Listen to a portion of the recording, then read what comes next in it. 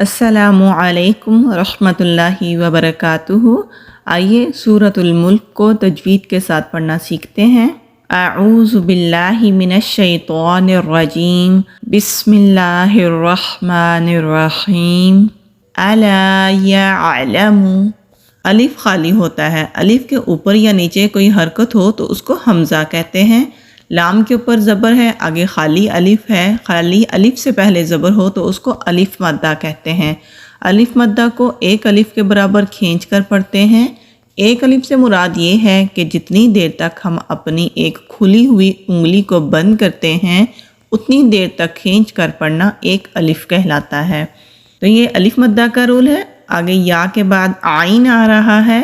یہاں پر اکثر یہ غلطی دیکھنے میں آتی ہے کہ عین کو ادا نہیں کیا جاتا بلکہ حمزہ ہی پڑھ لیا جاتا ہے، جیسا کہ یعلم۔ تو یہ یعلم نہیں ہے، اس طرح اگر ہم پڑھتے ہیں تو یہ بہت بڑی غلطی ہوتی ہے، میننگ بھی الٹ اور چینج ہو جاتے ہیں۔ اسی لیے قرآن پاک کو انتہائی توجہ کے ساتھ پڑھنا اور سمجھنا اور سیکھنا انتہائی ضروری ہے کہ قرآن پاک میں ہر حرف کا مخرج علیحدہ ہے۔ عین ہے، یہ حلق کے درمیان سے ادا ہوتا ہے، اس کو حمزہ کی طرح نہیں پڑھا جائے گا۔ لام کے اوپر زبر ہے، لام کو کھینچنا نہیں ہے، کیونکہ لام کے اوپر اگر زبر ہو تو بہت سے لوگ لام کو کھینچ کر پڑھتے ہیں، یہ بھی بہت بڑی غلطی ہوتی ہے، اس سے بچنے کی کوشش کرنی ہے۔ الا یعلم، الا یعلم، یا عین حلق کے درمیان سے ادا ہوگا۔ نون ساکن ہے، نون ساکن کے بعد خا آ رہا ہے۔ خا حروف مستعلیہ میں سے ہے۔ مستعلیہ ان حروف کو کہتے ہیں جو کہ قرآن پاک میں موٹے پڑھے جاتے ہیں۔ جب نون ساکن کے بعد حروف ہلکی آتا ہے، خا حروف ہلکی بھی ہے، حروف مستعلیہ بھی ہے، تو پھر یہاں پر ہم کوئی بھی رول اپلائی نہیں کرتے۔ اب یہاں بھی لام کو نہیں کھینچیں گے۔ قاف بھی مستعلیہ حروف میں سے ہے، موٹا پڑھتے ہیں۔ آگے چھوٹا سا تو ہے، یہاں ہم وقف کرتے ہیں، یعنی کہ وقف کا مطلب ہوتا ہے سانس اور آواز دونوں کو روک کر پڑھنے سے رک جانا۔ یہاں جب ہم وقف کریں گے تو قاف کو ساکن کریں گے۔ جب قاف ساکن ہوتا ہے تو وہاں پر قلقلہ کرتے ہیں، جیسا کہ ہم بال کو زمین پر پھینکیں تو اس کے پھینکنے سے، اس کے اچھلنے سے جو آواز پیدا ہوتی ہے وہ پلٹ کر آتی ہے۔ اسی طرح جب قاف ساکن ہوگا تو اس کی آواز بھی پلٹ کر آئے گی، جیسا کہ خلق، خلق۔ یہ جو اینڈ میں آواز آ رہی ہے یہ پلٹ کر آ رہی ہے، اس کو قلقلہ کہتے ہیں۔ الا یعلم من خلق، الا یعلم من خلق وهو اللطیف الخبیر۔ واو ہونٹ گول کر کے ادا کریں گے۔ یہ ہا حروف ہلکی ہے، جو ہمارا حلق کا سینے کی طرف والا حصہ ہے، وہاں سے یہ ہا ادا ہوتا ہے۔ جب ہم اس ہا کو ادا کرتے ہیں تو ہمارا پیٹ بھی ساتھ ہلتا ہے۔ واو کو لام کے ساتھ مضبوطی سے ملانا ہے، کیونکہ لام کے اوپر تشدید ہے۔ تشدید والا حرف ذرا مضبوطی کے ساتھ ذرا رک کر پڑھا جاتا ہے۔ تو مستعلیہ حروف میں سے ہے، یعنی کہ موٹے حروف میں سے ہے، تو موٹا پڑھیں گے۔ تو کو تا کی طرح نہیں پڑھنا۔ یہاں بھی یہی غلطی ہوتی ہے کہ تو کو تا کی طرح ہی پڑھ لیا جاتا ہے۔ لطیف، لطیف نہیں ہے۔ وَهُوَ اللَّطِيفُ الْخَبِيرُ، تی، اس لیے اس تو کو تا کی طرح نہیں پڑھیں گے، موٹا کر کے پڑھیں گے۔ یا ساکن سے پہلے زیر ہے تو یا مدہ ہے، ایک الف کے برابر کھینچ کر پڑھتے ہیں۔ خا مستعلیہ حروف میں سے ہے، موٹے حروف میں سے ہے اور حروف ہلکی ہے۔ جو ہمارا منہ کی طرف والا حلق والا حصہ ہوتا ہے وہاں سے خا ادا ہوتا ہے۔ یا ساکن سے پہلے زیر ہے، یا مدہ ہے، ایک الف کے برابر کھینچ کر پڑھیں گے۔ را کے اوپر پیش ہے، آگے وقف کی علامت ہے۔ اب ہم نے یہاں پر یہ دیکھنا ہے کہ را سے پہلے کون سی علامت ہے۔ را سے پہلے زیر ہے تو اس لیے ہم را کو ساکن کریں گے، تو را کو باریک پڑھیں گے۔ وَهُوَ اللَّطِيفُ الْخَبِيرُ، هُوَ الَّذِي، یہاں بھی حروف ہلکی ہے، ہا کو حلق سے ادا کریں گے۔ یا ساکن سے پہلے زیر ہے تو یا مدہ ہے، ایک الف کے برابر کھینچ کر پڑھیں گے۔ اب ذال کو کیسے ادا کرتے ہیں؟ جب ہم ذال کو ادا کرتے ہیں تو نرمی کے ساتھ ادا کرتے ہیں۔ زبان کی ٹپ اوپر والے سامنے کے جو دو دانت ہیں وہاں پر نرمی کے ساتھ لگاتے ہیں، تو نرمی کے ساتھ ذال ادا ہوتا ہے۔ جیم، عین اور لام تینوں کو کھینچنا نہیں ہے، تینوں کے اوپر زبر ہے۔ یہاں بھی عین ادا کریں گے، حمزہ نہیں پڑھیں گے، جعل نہیں پڑھیں گے بلکہ پڑھیں گے جعل جعل جعل۔ یہاں بھی لام کو نہیں کھینچیں گے، لاکم پڑھیں گے تو یہ حرام غلطی ہو جائے گی، لیکم لیکم، تو اس طرح لام کو پڑھا جائے گا، لاکم نہیں پڑھیں گے۔ را سے پہلے زبر ہے تو را کو موٹا پڑھیں گے، را کے اوپر زبر ہو یا پہلے زبر ہو تو را کو موٹا پڑھا جاتا ہے۔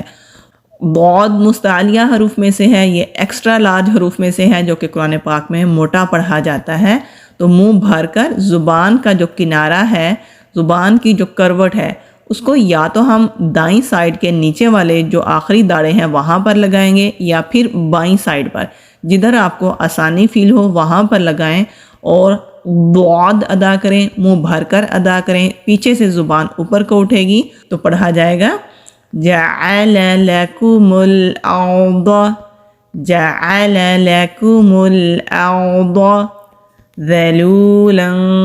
ذال کو نرمی سے، واو ساکن سے پہلے پیش ہے تو واو مدہ ہے۔ یہاں پر لام کے اوپر تنوین ہے، تنوین کہتے ہیں 2 زبر 2 زیر اور 2 پیش کو۔ تنوین کے بعد فا آ رہا ہے، یہاں پر ہم اخفا کریں گے، اخفا کہتے ہیں نرم غنہ کو۔ آواز کو 2 سیکنڈ کے لیے ناک میں چھپائیں گے، لیکن زبان کو ہم نیچے اپنی ہی جگہ پر رکھیں گے تو پھر اخفا ہوگا۔ جیسے ہم کہتے ہیں پنکھا، پنکھا میں آگے نون آتا ہے لیکن ہمیں پنکھا نہیں کہتے، ہم کہتے ہیں پنکھا، زبان نیچے ہی رہتی ہے۔ اسی طرح یہاں بھی زبان نیچے رکھیں گے لیکن آواز کو ناک میں چھپائیں گے تو پھر اخفا ہوگا۔ شین کو جب ہم ادا کرتے ہیں تو یہ والی آواز آتی ہے، واو ساکن سے پہلے پیش ہے تو واو مدہ ہے، 1 الف کے برابر کھینچ کر پڑھتے ہیں۔ آگے یہ الف ہے، اس کے اوپر یا نیچے کوئی حرکت نہیں ہے، اس لیے اس کو ادا نہیں کریں گے۔ ذلولا فامشوا ذلولا فامشوا فی مناکبہا۔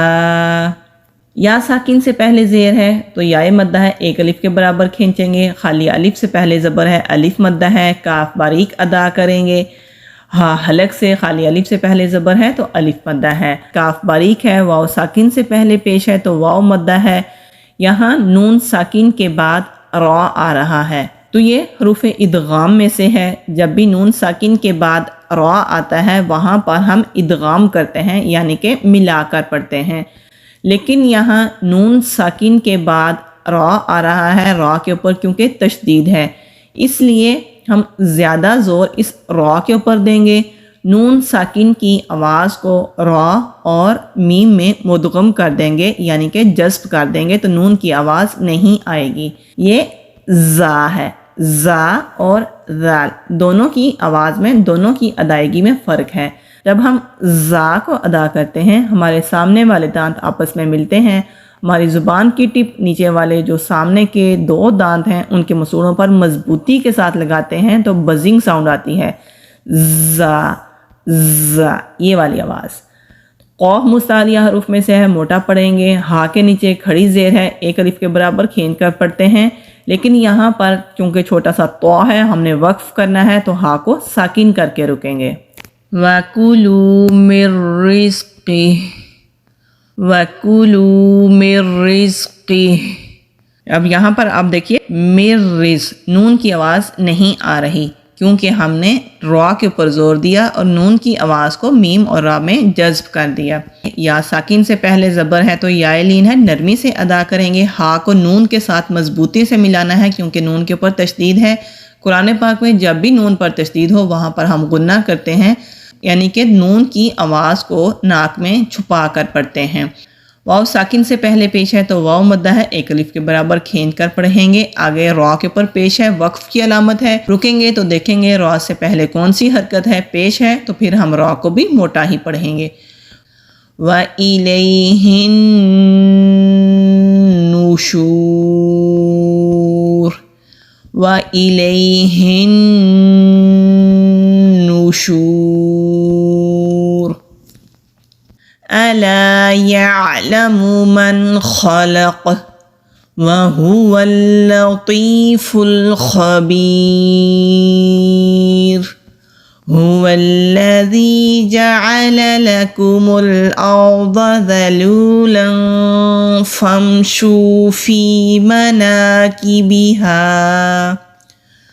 فامشوا في مناكبها وكلوا من رزقه وإليه النشور.